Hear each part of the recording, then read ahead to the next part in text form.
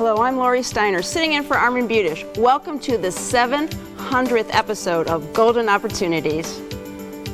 Today, vaccines aren't just for babies. We'll inform you about immunizations for older adults. Then, we'll offer advice for understanding annuities. That tingling feeling may mean a touch of trouble. We'll navigate what you need to know about neuropathy. Plus, health insurance information at your fingertips? There's an app for that. And it's not too late to save money on last year's taxes. So it's time to get GOing. Just like 699 times before, pull up a chair and join us at our kitchen table for Golden Opportunities.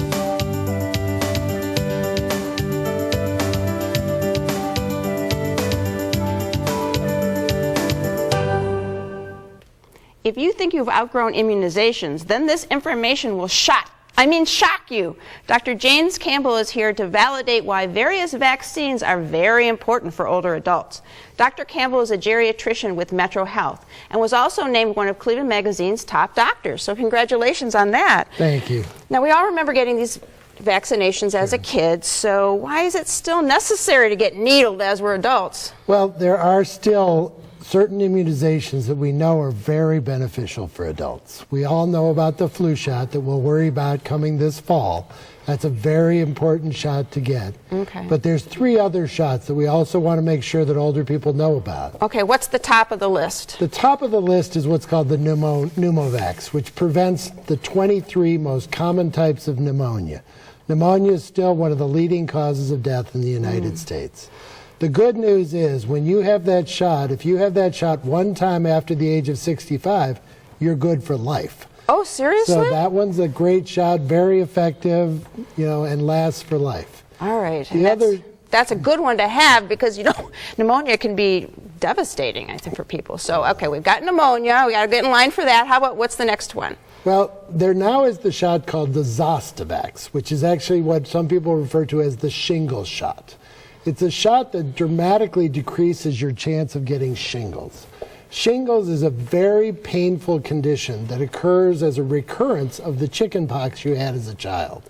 And this decreases your chance of having that rash, which can be both uncomfortable, painful, and actually in some unfortunate cases cause some long-lasting pain results. Ooh. So we strongly recommend that after the age of 60, and that shot will really improve your health. Okay, well, I can testify I had shingles already. I'm not over the age of 60 yet, but I can testify that is not something you want to get. You don't ever want to have that again. So we've got pneumonia, we've got shingles, which if anybody had chickenpox as a child, they need this. Now, how can you tell? I mean, do you just have to remember, or is there some way to know? Most people do remember. It's interesting, if somebody thinks they did not have it or don't remember, we can actually do a blood test and tell you whether or not you had it. I can tell you in our experience, most of the people who think they did not have it, when we do the blood test, they did have it. They probably just had a mild case, and they didn't actually know they had it when they were a kid. Okay. So if anybody who hasn't had chickenpox, they can't get shingles, should they still get a vaccine of some sort? That's a different issue that we have to deal with, and, yeah. Okay, so we've got shingles and pneumonia. What's the next important shot? Well, we talked about the influenza shot, and then the last one we'd like to talk about is what's called Tdap, which is actually the tetanus shot. We all know about the tetanus shot.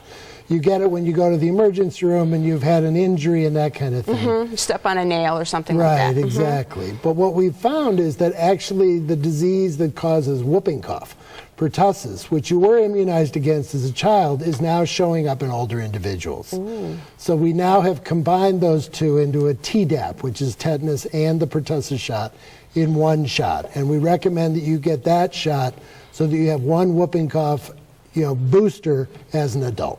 Just one? So it's not like an every year one like the flu? No, the only one that's every year is the flu. The tetanus is every 10 years.